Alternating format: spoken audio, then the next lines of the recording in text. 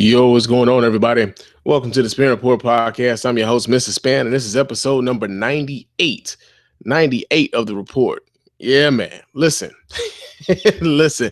I know I told you guys that episode 97 would be the very last episode for 2015. I know I said that.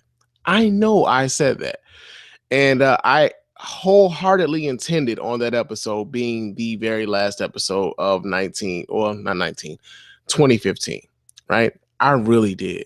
I really wanted to just like, you know what, take this time off, enjoy family, enjoy the time that I have off, right? Because this is like the longest that I've had off of work and everything else for all year, pretty much, outside of the time earlier this year where I got married, right? So it's pretty much the longest vacation where I didn't really have to do shit all year. Right. And so yeah, man, it was just it was a couple things that kind of popped up over the holiday and over that, over the time where I was at home in Chicago, where I kind of felt like this episode was needed, and that I kind of need to reiterate a little bit forcefully, a little bit more definitively my thoughts on ashy niggas and ashy nigga logic, right? And sometimes I kind of hashtag a few things, man. I'll hashtag ashy nigga logic, I'll hashtag white denial syndrome, I'll hashtag, things like that, man. But this right here, man, this is something that kind of hits home. You know what I mean? This is something that for anybody who's in this space, where whether it be podcasting, whether it be a YouTuber, whether it be anyone who has a platform on any form of social media. To me, I feel like if you're going to speak on behalf of the people, especially people of color, if you're going to speak on behalf or for the upliftment of the people, then you need to be speaking for the upliftment of all the people. And that's why I feel like this episode is sorely needed. So before I get into all of the shit that I'm going to talk about tonight, because it's really going to be about one topic tonight. But before I get into all of that, I got to let you guys know how to get in touch with me here at the Spann Report podcast. Let your voice be heard. You can hit me up at the hotline at area code 313-288-0485. That's area code 313-288-0485. Leave me those voicemail messages. I will play them on the show, and of course, I will respond in kind. You can also email the show. The email to the show is feedback@thespannreport.com. That's feedback@thespannreport.com. Leave me those emails. Of course, I will read those emails here on the show, and of course, I will reply to you here on the show as well. Chop it up with me here on Twitter and Instagram. My name on both of those platforms, of course, is Mr._Spann. Mr. Spann on both of those platforms. Chop it up with your man there. We can do that throughout the week. Also, send me your ass hat of the week submissions, man. We can kick off next year with a lot of motherfuckers that deserve to be an ass hat for the week. You know what I mean? So we can talk about them here on the show. Send me those ass hat of the week submissions at asshat@thespannreport.com. That's asshat@thespannreport.com. All right. Also, give your man a 5-star review, preferably 5 stars. A review on Stitcher and on iTunes, preferably 5 stars. Help the show grow. Pass on the word about the show. That's your way of putting in on this, right? Because I don't ask for donations, man. I don't ask for donations. If you guys want to offer donations, that's cool.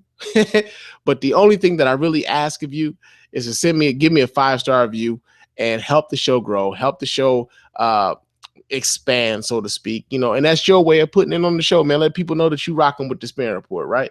And for all of your Spann Report needs, man, go to thespannreport.com. That's www.thespannreport.com. All of the podcasts, all of the videos associated with the podcast, all of the videos that I use and the audio that I use. Typically, when you go to the website, you're on that podcast at SpannReport.com. So go there for all of your Spann Report needs, man. Real talk. Yeah, man.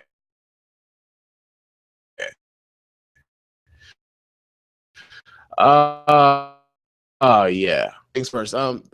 First thing is, I want to apologize to anybody who was trying to watch episode 97 of the Spann Report podcast on YouTube. I did not have any audio There was no audio on the YouTube video of where I did the live simulcast of the podcast and everything else. So you got the video. There was no, you couldn't hear me say a goddamn thing, right? And that's my fault. That there is my fault. My fault was that I didn't pretty much adjust the audio and the audio inputs and everything like that. And there's a lot of shit going on this end, but that's my bad, right? So to anybody who tried to listen to episode 97 or tried to watch episode 97 on YouTube, that video, sit there and watch me talk thing, it's pretty much, I do apologize as for not checking beforehand to make sure that those adjustments happen and get the audio. But of course, the show is available a multitude on iTunes. You can go on radio. You can go on Google Play Music when that option. Any kind of podcasting app that you want, this podcast is available there. And you can also, without fail, go to thespanreport.com and get that episode if you really wanted to find out what it was I was talking about when I got to when I gave you the message to the ashy nigga, right? And so, and speaking about, kind of piggybacking off of the message to the ashy nigga, man, which is pretty much what this episode is about, which is, I kind of left it at, I'm kind of sick and tired of, black men speaking ill of black women and acting as if everything is okay, and acting as if they're speaking on behalf of black people, and acting as if they're in a position to uplift black people, especially when they speak down on 50% of our population, when they speak down on our better halves, so to speak, right? And so, one of the things that I kind of spoke about before I got into the, I think the guy's name was Jap Hussein, whoever it was that did that video about the single mothers, right?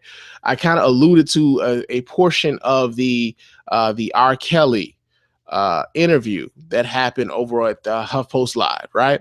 And so I was talking about how, I was in the chat, right?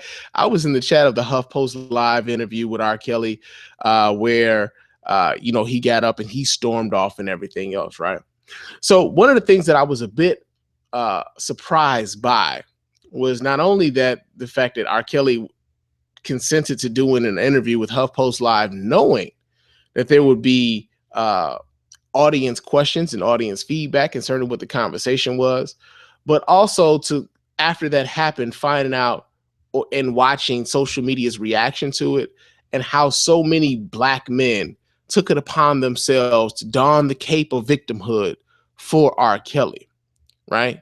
R. Kelly has become the victim in this particular instance. People have made it their point to say that white supremacy is the reason that R. Kelly is dealing with these issues, and that we don't see white people dealing with these issues in the same way that R. Kelly is, and everything else, right? And it's one of those things to where I look at that and I'm kind of trying to figure out, what the fuck are you niggas thinking about?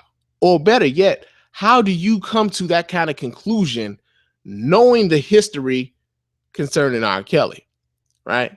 And so it was funny, man. I remember when I first posted that message to the ashy nigga, I got a message from my aunt in my private messages on Facebook, because my aunt is an R. Kelly fan and she hates the fact that I kind of go in on this nigga at every opportunity, at every chance I get, because of the fact I haven't fucked with R. Kelly for quite some time. I've spoken out numerous times about it.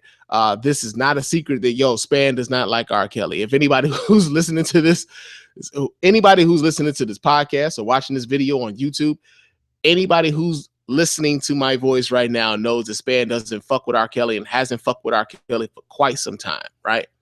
And so, my aunt sent me a message saying, maybe he's repentant, and all of these other things. And I said, listen, he has to be held accountable for his actions here, right? He has yet to be held accountable for his actions here.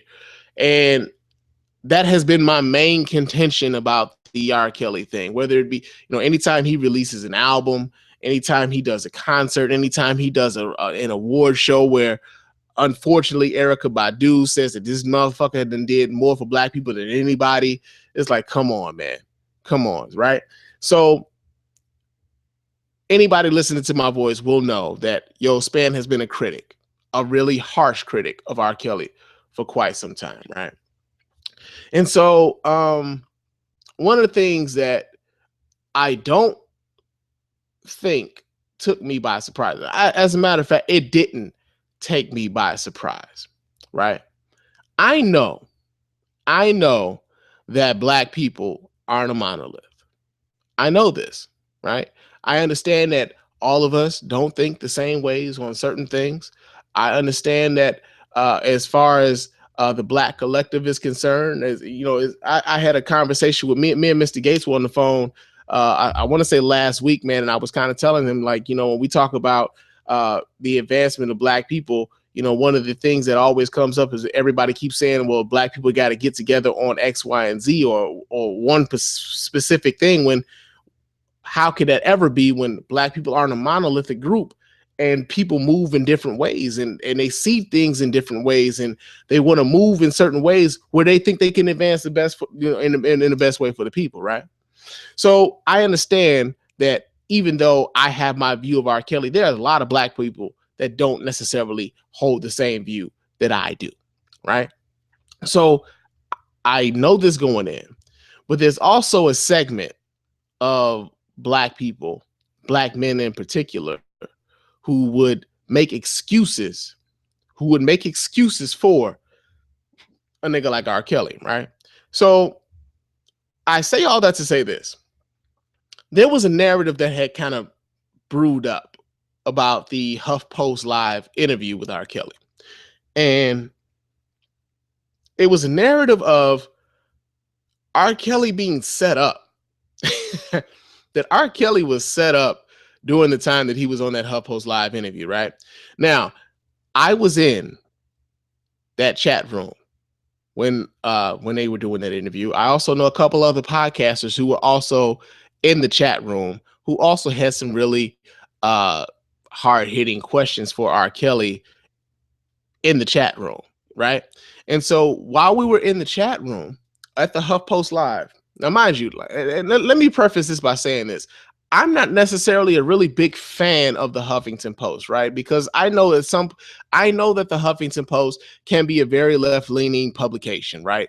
As someone who practices and who exercises the Second Amendment daily, I know a lot of times I kind of look at the Huffington Post a little bit sideways when they report on, say for instance, gun violence or gun ownership, or the way that they politically kind of spin a lot of things when it comes to gun control and everything else. I'm a little bit of a critic when it comes to the Huffington Post on issues like that, right?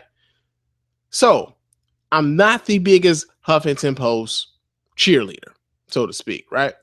So we're in this chat and we're submitting questions, and other people are submitting questions as well, right? Now, there was for other people that I do know that was in that chat room. There was myself, there was Chris from the movie trailer reviews and the Insanity Check podcast. Check that brother out. And there was also Sterling from the Gaming and Then Some podcast, who also, the Womb God, who also had a few comments and a few questions for R. Kelly in that chat room, right? Now, while we were in that chat room during the R. Kelly interview and before the R. Kelly interview, because the chat room was kind of open beforehand also. While we were in that chat room, the moderators were booting people out for having too harsh questions for R. Kelly. The moderators were threatening to kick me out. They banned a few other people. They deleted comments. They deleted questions for R. Kelly, right? Now, you can go to the SpannReport.com right now. I have a gallery of some of the pictures that were, I have a few screenshots, actually, of what was going on in that chat room, right? And as a matter of fact, before I even kind of move on, I'm going to kind of read some of these comments that were made in the chat room. And so you guys can kind of figure out, like this, there was this narrative that came out that the Huffington Post ambushed R. Kelly. In reality, when it came to the questions that were coming through in the chat, the Huffington Post were doing their damnedest to protect this motherfucker, right? So let's see. I'm gonna go into my go into this gallery here, and I know that I submitted a question that said, when we're talking teenage, how old are we talking? How many 19-year-old friends does a normal 49-year-old man have? And that was an ode to the interview that he did with Touré years ago, where Touré asked him, did he have any teenage friends? And R. Kelly asked him, when we talking teenage, how old are we talking? Right? So that was the wrong thing to say when you're asking somebody about their sexual proclivities with young teenage girls. But that's how he answered. So that was an ode to that, right? I also asked the question of when will you be honest with yourself and figure out the reason that your projects don't see the support that they used to is because your track record is because of your track record with underage girls, right? And so that was a response to a question that like R. Kelly was saying that he doesn't see the support. And then there was a video that he came out with that, like, we don't see the same, we don't see the same support for black R&B music that, say for instance, an Adele or Justin Timberlake may receive, or Robin Thicke may receive. I mean, the nigga even went so far as to say that, black folks just be bootlegging his shit, that y'all stealing from it, right? He went so far as to say, support me, but at the same time, he said, y'all stealing my shit too, right? As black people, we should support one another and all this other shit. But he goes on this publication to say that y'all been stealing this shit, right? So that was one question. There was a couple questions that I submitted, right? Another question that kind of came up, I I kind of asked, I said, was 12 play a mistake? Was it really supposed to be 21 play, but you got the numbers mixed up? Because hashtag mistake happens. You know what I'm saying? We all make mistakes. And we know sometimes, man, that it was a joke, but that one joke that I made got a moderator from the Huffington Post to say, hey, cut it out. We might have to ban you for this kind of shit, right? And there was somebody in the chat that was like kind of defending R. Kelly, and they would call it the buffet. That was their name. They were the buffet. And I kind of figured it was somebody from the R. Kelly camp who was in that chat room trying to, kind of combat the, some of the comments that were coming through the chat. But I was also hit by a moderator. Her name was Rianne Martin. And she said, you're coming close to joining the banned users due to your direct insults in your responses. Please just leave the name calling offline and you'll be fine. Now, mind you, I never called R. Kelly out of his name. But I was threatened to be booted out of that chat room because of some of the questions that I was asking of R. Kelly, right? Also, there was an exchange with one of the moderators, right? And this moderator was actually just kind of, trying to tamp a lot of the things that were going on down when it came to the questions that were coming to R. Kelly or coming to them via the chat on that interview. And her name was Paige Hermes. I hope I'm pronouncing her name right. She says, good afternoon, guys. I just wanted to pop in and remind folks that no matter your personal opinion of the guest involved, it's a requirement of HuffPost that comments not violate the general posting guidelines. This means nothing that could fall under ad hominem, even slight ad hominem comments. It's okay to discuss issues and talk about problems you have with the guest. It's not okay to insult or attack them, or not okay to make backhanded compliments that are veiled insults or ad hominem attacks on the guest and or host or the moderator. If you have issues with it, I urge you to feel free to email me with your concerns and paste the comment you feel was deleted and everything else, right? Now, that was one of the moderators from the HuffPost Live. Now, Chris from Movie Trailer Reviews commented to her, right? He says, again, I have to ask why you even have a comment section or even interview this man when you know the history here. There's a video, there's marriage licenses, and it seems like everyone is more concerned about the site rules and being respectful to him with little concern of victims of this type of alleged behavior. This is a pretty bad low point, right? So there was this narrative that was being generated that R. Kelly was being ambushed by HuffPost Live, right? There was this narrative being pushed that R. Kelly was being ambushed by HuffPost Live during this interview, right? Now, there's a few more comments as well. because Paige Harmon has actually responded to Chris, and she said it's not an issue of respecting him and disrespecting possible alleged victims. I'm an assault survivor. I know that pain, and I never advocate re-victimizing an assault survivor. But it is the direct responsibility of my moderator to make on what she is taxed with. That is to keep conversation on target and following the site rules. She has allowed commentary and even a link that has some very interesting information in it. She is in no way protecting anyone. She is letting information that follows site rules to be posted, whether it is negative or positive. There's nothing saying folks can't talk about the issues surrounding this artist, but there are ways to do so that avoid breaking site rules while doing so. That is all we ask. And again, Chris responded, said, you are putting the burden of the people to handle this and be respectful instead of the man himself. Maybe next time, if you wanted to make sure softball questions are asked in the chat, you should close the chat and let the HuffPost lob him softballs and give him respect without expecting the public to do it. Right now, one of the things that I think is very important to understand is this.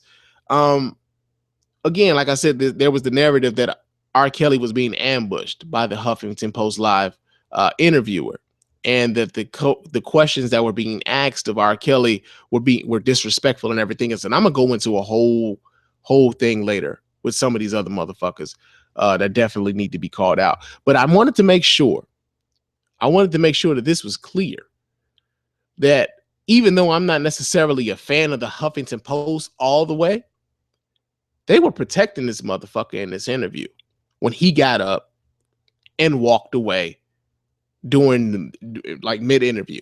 When he got up mid-interview, walked away. They were protecting him in this chat. He only got one question from he really only got one question from the chat room.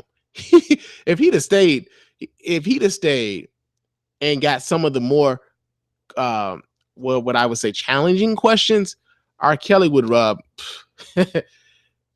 it was probably a good thing that he left, but at the same time, there was that narrative that he was being ambushed, and that the interviewer and the Huffington Post Live staff were trying to sabotage him in some sort of way, right? So I want to make this clear. That's not what happened. I was in the chat. Sterling was in the chat. Chris was in the chat. That's not what happened, right? And so, I'm feeling like, like at that particular time, like I said, I'm watching this shit unfold or whatever, and I'm like, oh damn, this shit's over already. Like the interview was over. I was at work when the shit was happening. You know what I'm saying? The interview was over. I'm watching the shit fall, I'm watching the fallout of it on, kind of come out on Twitter. And a couple days later, I see an article written by Madame Noir. Right now, Madame Noir posted an article about Tariq Nasheed. Right now, Tariq Nasheed has the Tariq Elite radio show. He's formerly of the Mac Lessons radio show. He is the producer of the Hidden Colors documentary series. Right, very popular guy. Right, he's transitioned himself quite well. He's transitioned himself quite well from the Mac Lessons to the Tariq Elite show, and they made it. They basically talked about Tariq's tweets, his series of tweets that happened after that particular interview, right? And it was funny because I read the article and I read the tweets that Tariq Nasheed said about the interview, about how he linked it to what was that, Ebony Magazine. As a matter of fact, let me go ahead and just kind of pull some of these things up on the Spann report just a second, because I got these. And as for further note, all of these screenshots, everything that I'm reading right now, you can go to the SpannReport.com. All of these pictures are available right there. They'll be available right there on this post, and you can check these things out for yourself. Just a second as I try to get back to this. Okay. Now, after that happened, Tariq Nasheed went on a bit of a Twitter rant, And he said, I saw that R. Kelly interview, and the host, hashtag Carolyn Madaresi Tarani, was extremely rude, disrespectful, and unprofessional. Has the white supremacists sent their Negro shaming committee from ebony.com to attack any black people who disagree with Carol MT, with the interviewer and R. Kelly, right? I don't support white supremacy. If you see any people on Black Twitter co-signing that disrespectful host who interviewed R. Kelly, they are connected to Ebony Mag. That interviewer was extremely rude and disrespectful, and I can't co-sign that, right? He goes on to say that,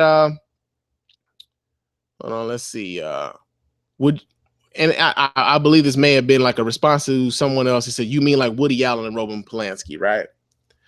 And so I'm like, okay, I saw the interview and I didn't believe that the woman who asked him the questions was being disrespectful at all. But of course you would expect me to say that, right? Because I'm not an R. Kelly fan, right?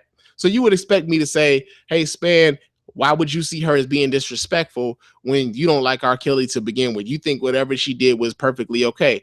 No, what I'm saying is what he could have gotten from the chat room, the questions that she could have asked that were coming from the chat room were a hell of a lot worse than what the fuck he got. And she hadn't even got an opportunity to ask him those questions yet, right? And so for Tariq Nasheed to say that, hey, she was being disrespectful and she was being rude and everything else, I want you guys to kind of listen. I'm gonna just play this little clip real quick. I want you guys to kind of listen to this exchange to find out where the fuck was she being disrespectful to R. Kelly in this particular instance. It's interesting because, this album, you're writing, I guess, asking for that support in the sense that album sales wise, it's not been selling as well as Black Panties. Mm-hmm. Why do you think that is? Well, as we look around, first of all, lack of support. Second of all, you look around with the computers and everything, I believe that every album I've done, also a lot of albums that other artists has done have sold, like in the hood and streetwise, but it's because people can get on computer and download anything they want nowadays. They don't have to run out to the store and buy the album, can just get on the computer, download it, or get it however they can get it. And that's what's going on today more than ever. And as the time goes on, it's going to be even more, and you're going to be even more able to do those things. And then that's going to hurt the artist, me and a lot of artists out there. So you're saying that, people should support you, should go out, buy the record. Why do you think people aren't? Well, as I said before, I think that people are more caught up into they have the computers and everything like that, and they can go on the computer, go online and download songs. And it's just not me. It's not that they're just not supporting. They're supporting me, but I don't think they're paying more attention to the support in the area. Okay, I'm gonna buy this rather than because naturally, if you can get something free, you're gonna get it for free. And I'm not gonna even lie. Somebody can give me a T-shirt, I'll take the T-shirt for free if it's a nice T-shirt and if it's my size. It's pretty much like that. Unfortunately, with these albums and this music that's coming out, it's so easy to get to without even having to go to the store and buy it. So, all right, now again, I'm waiting for the disrespect. I'm waiting for the rudeness. While at the same time, this nigga's accusing all of you motherfuckers who just said who he's begging for you to support him. He just accused you motherfuckers of stealing from him. Pay attention. So some people say it wasn't like that before when the album was double, triple platinum a week or within a month or whatever. It wasn't like that before. So now that it's like that. So some people say that they're conflicted, that they want to support the music because they think musically you are a genius, but they can't support you. So this is one tweet of many tweets. So Vante Culpepper says, would I let R. Kelly babysit my daughters? Fuck no. Would I play his music at a family party? You're goddamn right. What do you say to fans that are conflicted about you? So we can curse on this TV show? Yeah, absolutely. You can say whatever you want. I say fuck that. I say I have a lot of fans around the world that love R. Kelly, and I'm glad that they don't feel the way she do. God bless her. But you can't satisfy everybody, and you're not going to always have everybody to hold you down, But when I go to my concerts, which I've been selling out concerts, I've just gotten off a tour, finna do another buffet tour. And I really do believe it's going to sell out and we're going to have a lot of fun. And I'm just glad to know that everybody doesn't feel the way she does, or anybody else that feels like her. God bless those people. So when people think of R. Kelly, right, they don't just think of the music. There are other artists that, when you think of somebody, you think, oh, it's just their music, and you think about their back catalog, you think about the hits that you love dancing to in the clubs. When you think about R. Kelly, I think people find it very difficult to not think about the multiple lawsuits, the multiple allegations of you having inappropriate relations, sex relations with minors. What do you say to those people who find it conflicting? Well, since you're the one brought it up, I'll just say it to you because I don't hear from anyone else. You hear a few rumors here and there, but as far as from me to you, I would say, again, fuck that. I'm a man that believes what I see.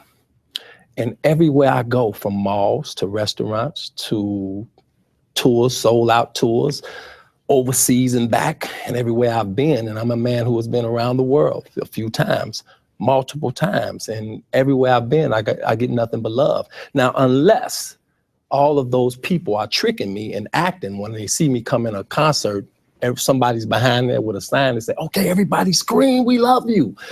Unless no, I'm not finished. Let me answer the question. I was just going to say, answer your question. I was going to agree with you and say that there isn't anything. You can't agree. I have not finished. Okay, so how can you agree? No, finish your question. You cannot finish, and you cannot agree with something that is not finished. So let me finish. All right. I have yet to find her being disrespectful, her being rude to this motherfucker, right? But at this particular point in this interview, this is when it starts getting to a point where he's getting really defensive. He starts talking over her. He starts making sure that he cuts her off while she's trying to, clarify a point or make a point or to even ask a question, right? Now, of course, again, that video is available at the Spann Report. You can watch it there if you like, right? So we have this narrative from a lot of Black men, unfortunately, that R. Kelly was ambushed during this interview, that this lady set him up on this interview, that he wasn't there for that particular reason. Now, I'm going to say this right now. If you niggas going to be upset at anybody, be upset at R. Kelly's PR team for allowing his ass to take him to go on a Huffington Post Live to do an interview where he should know. He should fucking know that there are going to be listener comments, listener or audience feedback, listener questions, and everything else. The very first tweet that he got was a listener comment, right? So it is not as if he's oblivious to a lot of this shit. Let's make that plain too. He tried to act as if the fact that people still do buy his shit and people still go to his concerts, that there isn't a segment of the population who just simply ain't fucking with him. He knows that. He knows that. I mean, you think about the fact that last year when he released that last album, I think it was called Black Panties or some shit like that. When he released that, and as part of his promotional thing, he went on Twitter to have the hashtag Ask R. Kelly, and how much of a disaster that shit was. How many people asked him about those very same things, about his alleged predisposition to be fucking with underage girls? The alleged predisposition, the thing that he got off of, right? So I'm wondering where the disrespect is, right? So I'm reading this article on Madame Noir concerning Tariq Nasheed and his comments concerning R. Kelly in this interview, right? And I'm like, damn, it kind of leads into the whole thing that I was talking about earlier about the ashy nigga logic, right? Where you start seeing, niggas making excuses for dumb shit, niggas making way for other niggas to kind of shit on Black women and get away with it, and then hide themselves behind the fact that they're victims of white supremacy, right? As if Black women can't be victims of of white supremacy and Black patriarchy, right? That happens.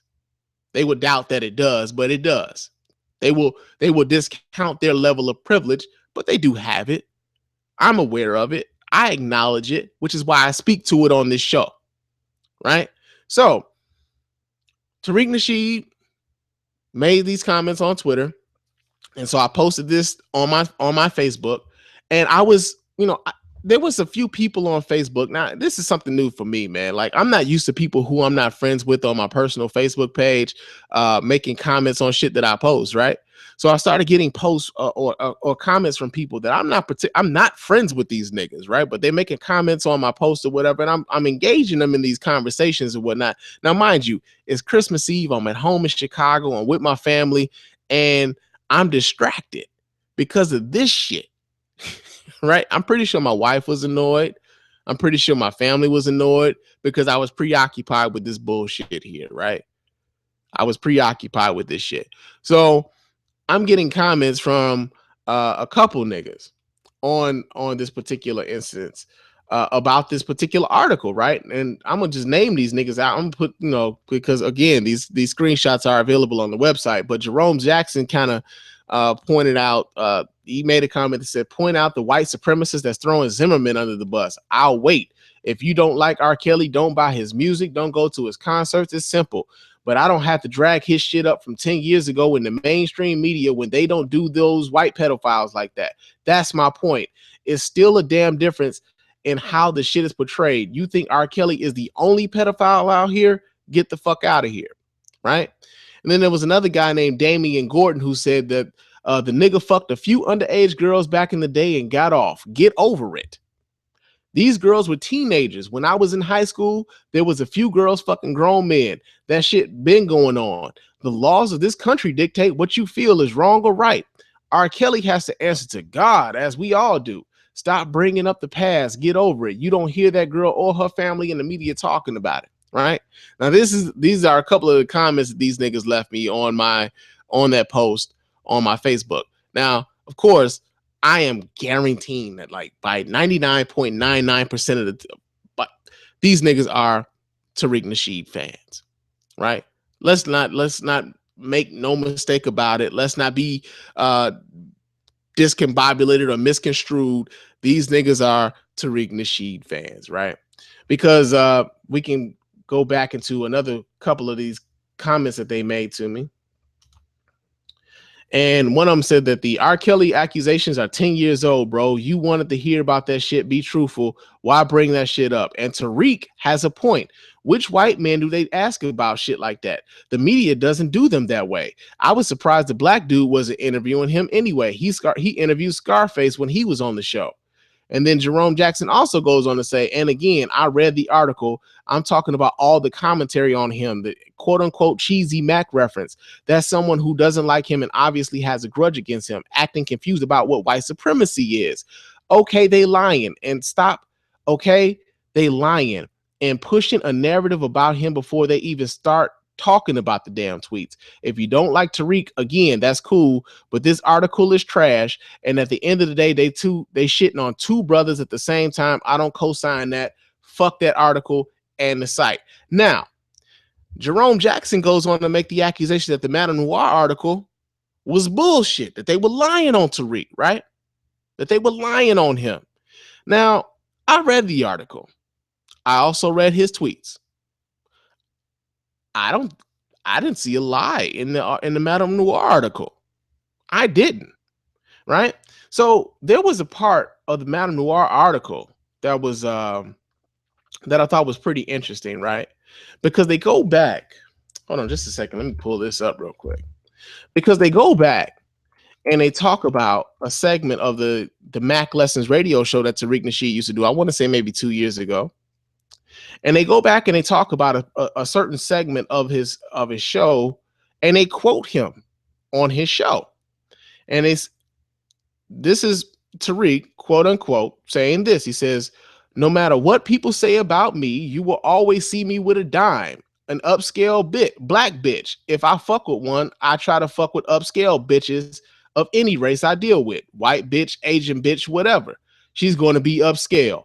I'm not messing with anybody's hood rat because number one, I live in the suburbs. Uh-oh. These goddamn ads. Come on, Madame Noir. Come on, man. Come on, man. All right. Let's see. I'm not messing with anybody's hood rat because, well, number one, I live in the suburbs. Her little raggedy car is not going to make it to the suburbs. Her transmission will fall out by the time she makes it to the freeway. I'm not coming down to the hood to fuck with her. Because most times she either lives with her mom or she got her own spot. She ain't got no damn furniture. What dude wants to leave the suburbs? What dude wants to leave his 5-bedroom house to go make love on the goddamn pallet? Right now, Jerome Jackson says that the Madame Noir article is lying, right? Then Tariq Nasheed went on his podcast, his latest episode, to say that the Madame Noir article was lying about him, right? So, I'm like, oh shit, let me kind of look to see if they really lying on him. And here's Tariq on his latest episode of the Tariq Elite Radio Show. Other things I want to talk about.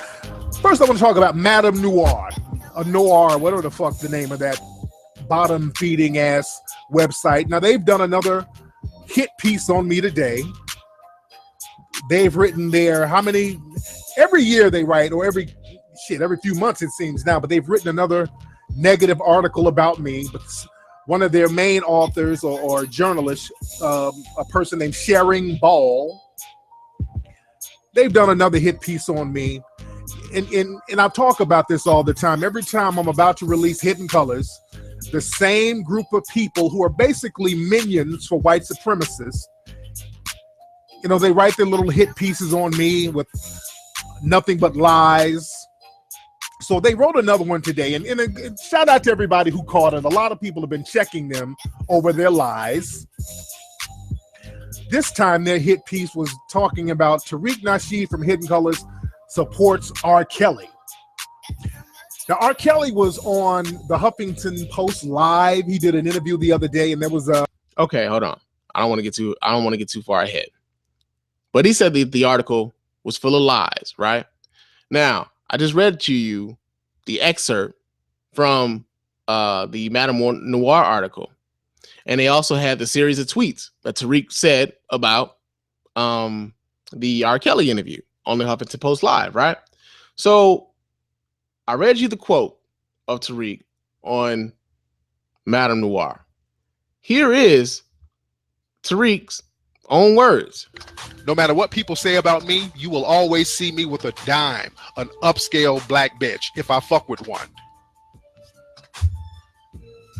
Or any race. I try to fuck with the upscale women of any race I deal with. If I give it a white bitch, Asian bitch, whatever, she's going to be upscale. I'm not messing with nobody's hood rat. Because number one, I live in the suburbs. Her little raggedy ass car ain't going to make it to the goddamn suburbs. Her transmission will fall out time she get on the freeway. I'm not coming down to the hood to fuck with her. Shit. Because in most cases, she either live with her mom, and if she got her own spot, she ain't got no goddamn furniture. Well, now, what dude wants to leave the suburbs? What dude wants to leave his 5-bedroom house to go make love on a goddamn pallet and sit down on a milk crate?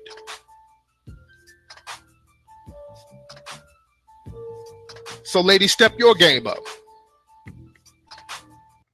All right. So I'm trying to figure out where the fuck the lie is. Where's the lie? Who's lying?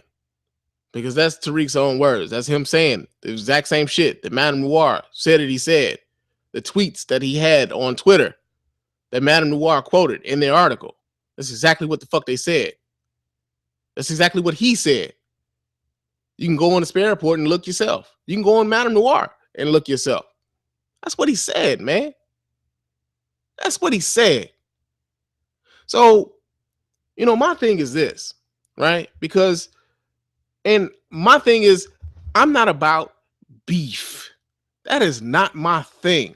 That is not my MO. That is not how I operate here at the Spann Report. That is not what I do. But my point right now is that if you are talking as if You gonna be for the upliftment of the people? You are for the rise of us all? Then when stuff like this kind of comes up and stuff like this happens, you gotta own that shit, dog. You can't run away from that. You can't say this article is full of lies when they got your fucking words.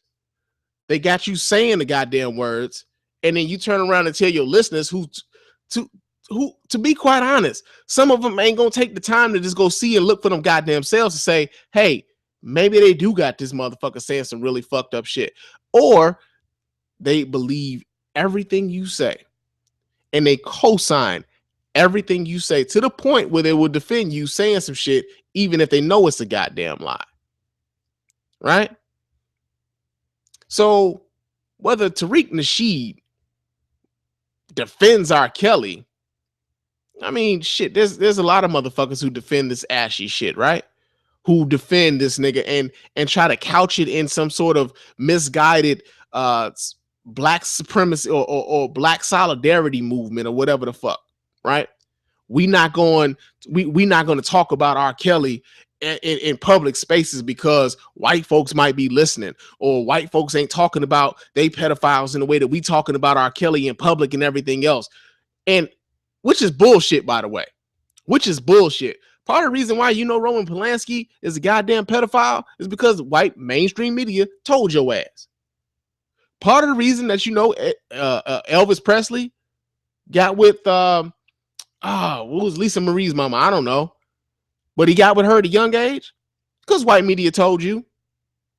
Part of the reason that that a lot of the shit that goes on with these white guys who doing really fucked up and seedy shit is because white media told you. So it's not to say that they're not telling us or they're not discussing it and everything else. Yeah, Charlie Sheen does some fucked up shit. You know how we know? Because the white media told us. That's how you know. You see it all the time. Because why? White folks told you. Right? So this idea that black folks ain't supposed to shun or ostracize or talk shit about a nigga who done did some fucked up shit and ain't really paid for it because white folks might be listening is some ashy nigga logic. It's ashy nigga logic. Right? So, like I'm listening to this and I had to kick these other niggas. I had to block them other two niggas because they that conversation was pretty much escalating on my Facebook, right? And it was getting to a point where it was disturbing to see the levels of which niggas would take to defend a man taking advantage of young girls, right? And we know that R. Kelly's victims were young black teenage girls, right? Now we just came off of a case where Daniel Holzclaw got almost 263 years for raping black women, right? And people cheered that, rightfully so. We should be cheering that kind of shit, right? But if R. Kelly does it, then we supposed to just sweep the shit under the rug because a nigga gave us Step in the Name of Love? Fuck out of here, man. Kind of ashy nigga logic is that, right? So I'm kind of floored by some of the shit that I'm seeing by niggas defending this kind of shit, right? And I had just come off of doing Message to the Ashy Nigga, and I'm like, I can't believe like this is like the levels, like the levels that niggas are going to kind of defend this nigga on this, right? And it kind of made me wonder, like, man, how many of these motherfuckers are also guilty of the same shit? You would hate to kind of like assume that kind of thing, but how many niggas are guilty of doing the exact same shit? So, I'm starting to see a lot of little different things pop up, man, on my Facebook. And I got wind of another YouTuber. I got wind of a YouTuber. I think he goes by the Revolutionary with tattoos now, but at one point it was that nigga, the nigga with the tattoos, right? And I got wind of some shit that he said about R. Kelly and black women or black girls in particular. And he goes on. I'm gonna just read what he said. This is from the the revolutionary with the tattoos. And on his Facebook, he says, okay, so I don't think R. Kelly is a sexual predator. I think that young teenage girls are loose. I know y'all gonna be mad, but that's just how I feel. Right? And it made me think. It made me think like, you know, we got a lot of these niggas, right? Who would proclaim themselves to be, you know, revolutionaries, who would claim to be intellectuals and documentarians and all of this other thing.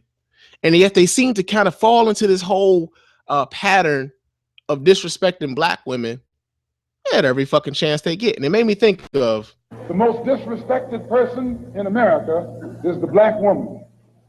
The most unprotected person in America is the black woman. The most neglected person in America is the black woman. All right.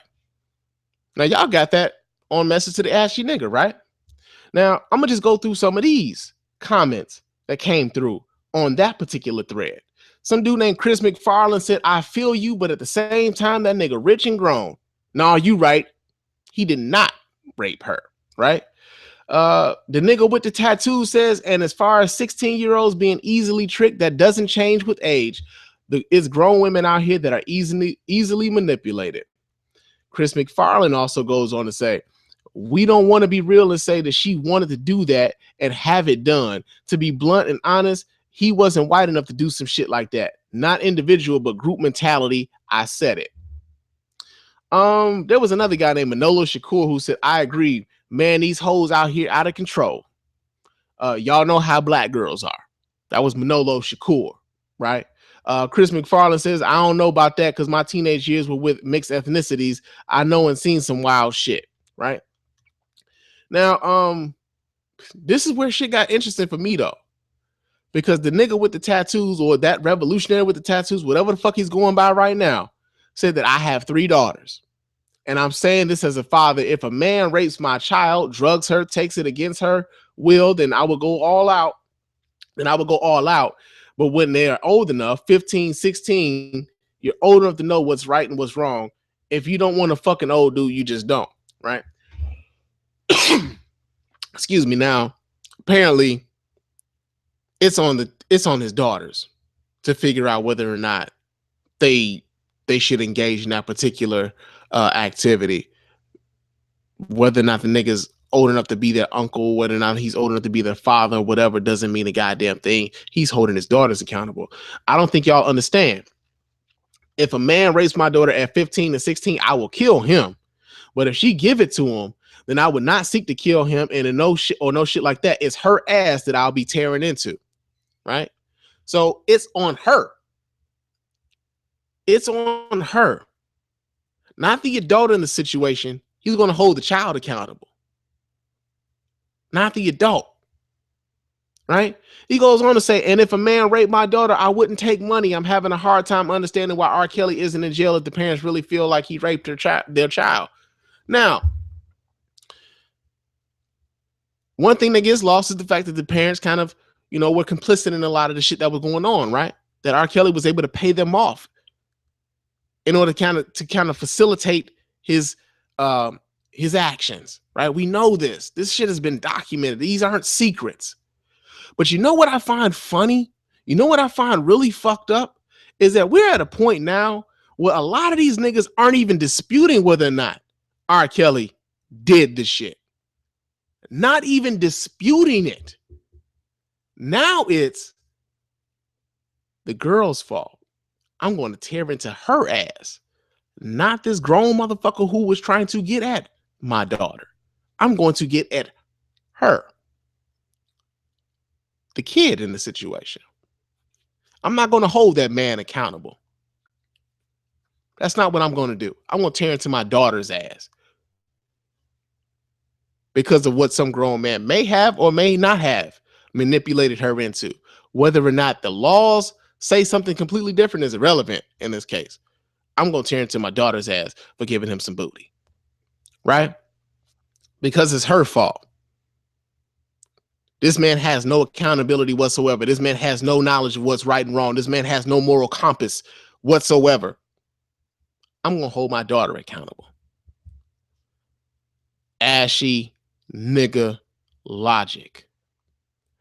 Ashy nigga logic. And again, there's a lot of really scary shit that goes on in this particular thread. And I got the screenshots, right? So you guys can go read them for yourself. But it gets to a point where, like, even like I'm reading at this comment now, just kind of glancing at the screen. Chris Lewis says people act like there's a universal age of consent. Consent ages from puberty to 22. If she old enough to pee, she old enough for me. This is the kind of logic. This is the shit that's going on in a lot of niggas' brains right now. And this is how you have a lot of motherfuckers walking around thinking that what R. Kelly did was, that wasn't nothing, dog. That shit happened a long time ago, man. It ain't nothing. Why are you bringing that up now? Why are you bringing that up now? Why are we even talking about this, man? You know, girls do this shit all the time, man. As if nothing's wrong. As if nothing's wrong. As if we're not even looking at these girls as the victims that they are. We're looking at them as the manipulators. Grown men being manipulated by teenage girls. Grown men, supposedly. Right? Who can't control their loins, who can't control their urges when they're around teenage girls. They're weak behind teenage girls. It makes absolutely no fucking sense. None whatsoever. Right? And it's disappointing, yet again, when it comes to the nigga with the tattoos or the revolutionary with the tattoos or whatever the fuck he's going by right now. But somebody who say he's for the people, for the upliftment of the people. And yet, when we have deviant behavior by some of our men, instead of holding these motherfuckers accountable, we say, hey, it's our girl's fault that she did that with that man. It's our girl's fault that she tempted that man with that dress, or that she tempted that man with the way that she looked, or that she tempted that man with the way that she walked. And it made me think. The most disrespected person in America is the black woman. The most unprotected person in America is the black woman. The most neglected person in America is the black woman. It made me think, man. It's like, I can't take any nigga seriously when he talks about, you know, being a revolutionary or being an educator or being an intellectual or being a historian or anything else, especially when it comes to the upliftment of black people, so to speak. And you think that this kind of shit is all right. You think that the victimization of our women is all right. You think that the victimization of our young girls is okay, is nothing to like kind of sneeze at, and that it's their fault that it's happening to them and everything else. I kind of look at you with a bit of a side eye, dog. I kind of look at you like, dog, you need to probably shut the fuck up if you ain't gonna be 100 with your shit. Keep it a buck, dog. Keep it a buck. So, you know, I'm seeing all of this shit, and I'm just like, what the fuck, man? Like, this shit is a bit more ingrained than what I would have thought. It really is, man. It's like, are you niggas really hearing what's coming out of your mouths or what's coming across your keyboards right at this moment, right? And it's disappointing, man. It's disappointing as hell. Now, getting back to, you know, Tariq Nasheed on this particular portion of it. You know, I listened to that episode where, he pretty much talked about how Madame Noir lied on him, how the Huffington Post was being disrespectful, the Huffington Post host was being disrespectful and rude and everything else, and how he framed it as if there was a white supremacist agenda concerning R. Kelly, and how the media talks about R. Kelly or how black folks respond to R. Kelly. I know he even made a point to say that, like, you know, a lot of black people are upset at R. Kelly because the media told them to be upset at R. Kelly, you know, that kind of thing. And like, and again, like I said, I've been very critical of R. Kelly for a very long time. I didn't need the media to tell me a goddamn thing. I'm a husband and a father, dude. I didn't need the media to tell me shit. Not a goddamn thing concerning that motherfucker. Right? You know, this whole thing about the white supremacists sending the Negro shaming committee and all of this other things, and, you know, being associated with the, you know, the Ebony magazine. And, you know, I even heard, you know, like, I'm supposed to be like some you know, like some like kind of feminist saver, you know, Captain Save-A-Ho kind of nigga, right? You know, because I'm speaking up on behalf of black women, right? I'm speaking up on behalf of black women. The people you supposed to be speaking on behalf of too, brother. Right? Right? That's who you supposed to be uplifting too, right? Unless they calling you out on your bullshit. Calling you out on your bullshit, then all of a sudden, oh, they lying on me and everything else. Okay, then we find out they ain't really lying on you. That's what you said, nigga. That's what you said. But they lying on you. Okay. You know, it was funny, man. Like, I'm watching that interview with R. Kelly and I'm thinking, you know, like, and I'm looking at the response that, you know, Tariq Nasheed's given, and I'm thinking, well, damn, how is it that your biggest beef is with the woman who's asking this nigga questions that the audience was asking of him, and not with the fact that this is what this nigga is accused of doing? That he was accused of fucking with underage kids, that he was accused of paying off the parents of some of his victims, that he was actually found to be married to a 15-year-old Aaliyah, that he was actually arrested in Florida for having child pornography photos, that he was actually seen on video pissing on a 14-year-old girl. And your biggest beef is with the interviewer who asked him questions that the user submitted? That's your beef, nigga? That's who you going at? It's supposed to fit this white supremacist pimp shit to, like, and just let it be known, man. And I'm it's been very interesting to kind of watch the transition from the Mac Lessons radio show to the Tariq Elite radio show, where he's talking about, I'm gonna drop these jewels, I'm spitting from the survival scrolls and all of this shit, man. And there's a lot of niggas lapping that shit up. And I told you guys before on the message to the Ashy nigga, it's a lot of niggas, a lot of that shit is just try to make you feel good about yourself, right? So R. Kelly is now a victim of the machine. R. Kelly is a victim of the white supremacist shit. And whatever the fuck R. Kelly is accused of doing, it didn't have a motherfucking thing to do with white supremacy. His victims was young black girls, nigga.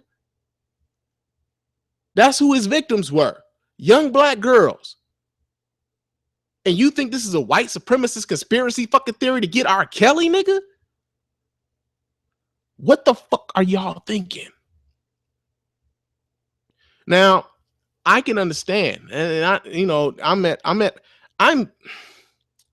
lucid enough to know that there are going to be some people who listen to this and say, "Hey, this guy's pandering." I said this again. I said this on Ashy, message to the Ashy niggas. A lot of niggas is gonna listen to this and say, "Hey, man, that dude Spann pandering, man. He just trying to get some ass. You know, he trying to, you know, get this black feminist shit going on, man. He trying to get in these booties of these black feminists and everything else." Like, dude, I'm a married man, man. I don't have any search. I'm not in search of new booty. That's not my MO. I don't rock the way some of you niggas rock. Definitely don't rock the way some of you niggas rock. But the point of this particular episode, and I swear this time is the last episode of 2015, right? But the point of this episode was the fact that I need you niggas to really take stock in what you say and be accountable for what you say. Own your shit. Own it. Don't try to say people are lying on you when they got fucking links and your shit is on the internet and people can go look at the shit and find out for themselves that there's really some bullshit that you saying, not everybody else. You own some bullshit. Own your shit. I would respect you a whole hell of a lot more if that's what y'all did. I would respect y'all a hell of a lot more if that's what y'all did. Own your shit. But y'all not doing that, right?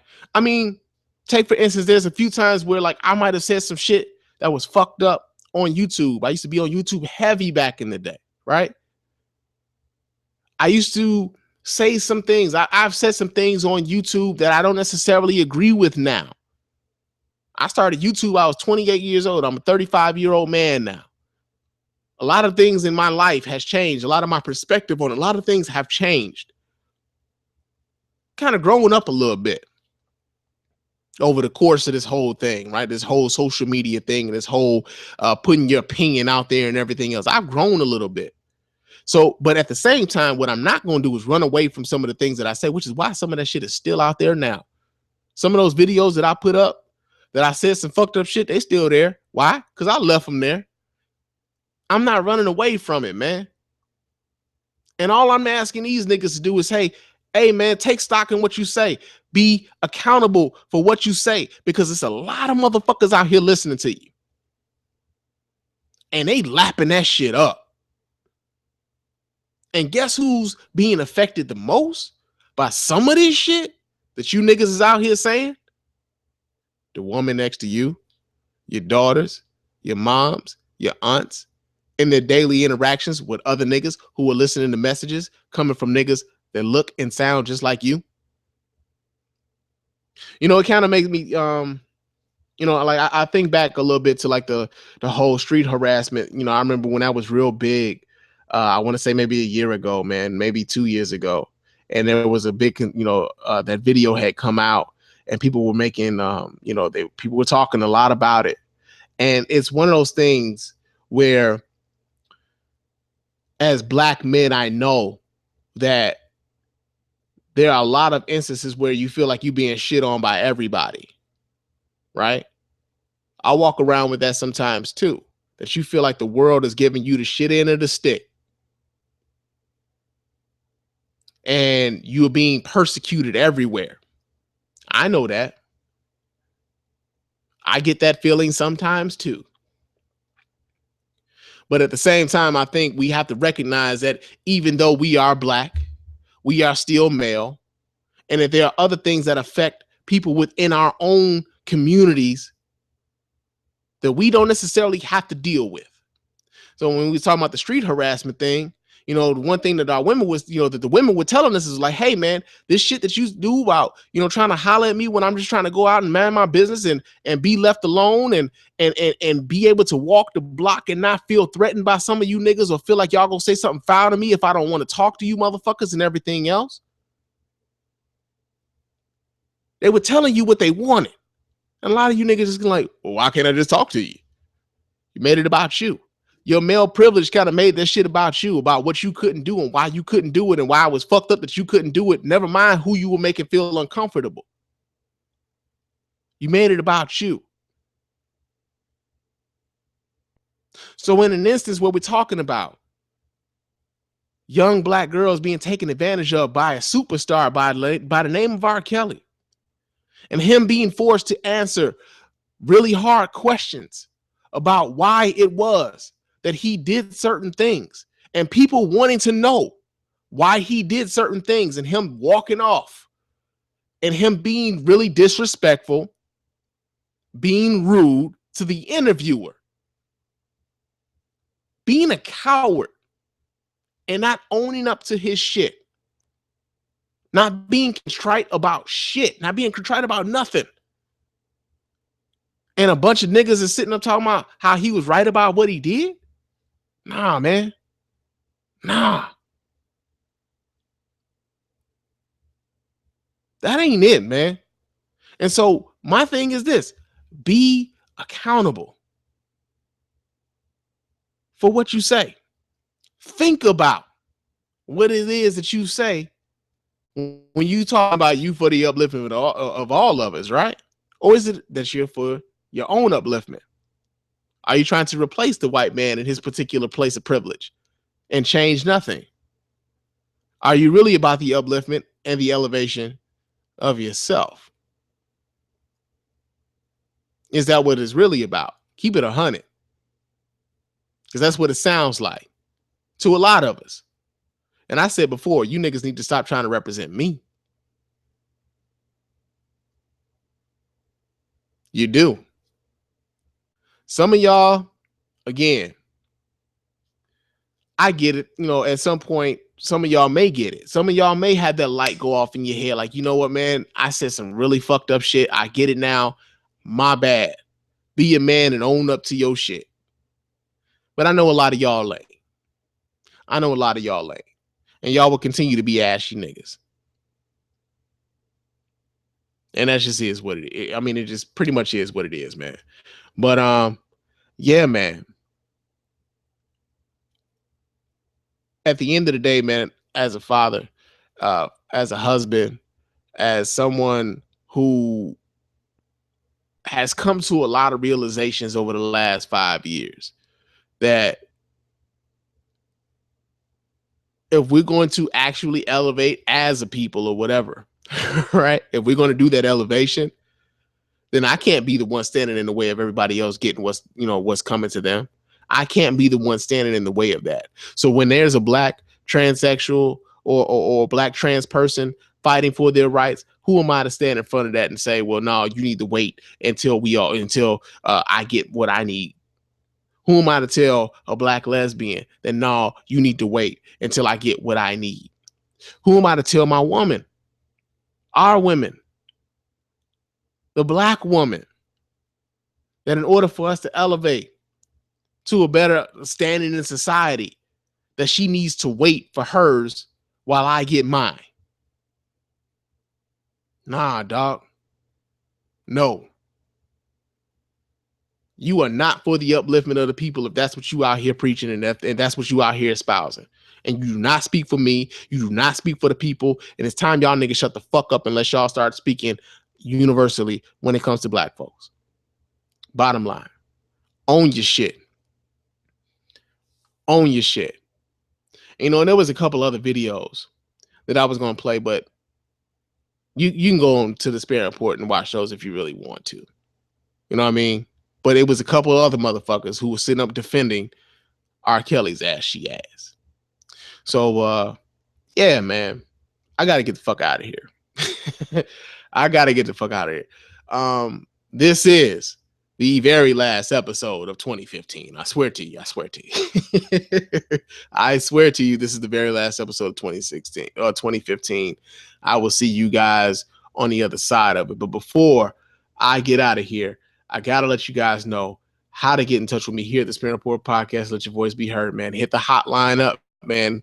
Call me on the hotline. Leave me a voicemail. Area code 313-288-0485. That's area code 313-288-0485. Leave me those voicemail messages. I'll play them on the show and, of course, respond in kind. You can also email the show at feedback@thespannreport.com. That's feedback@thespannreport.com.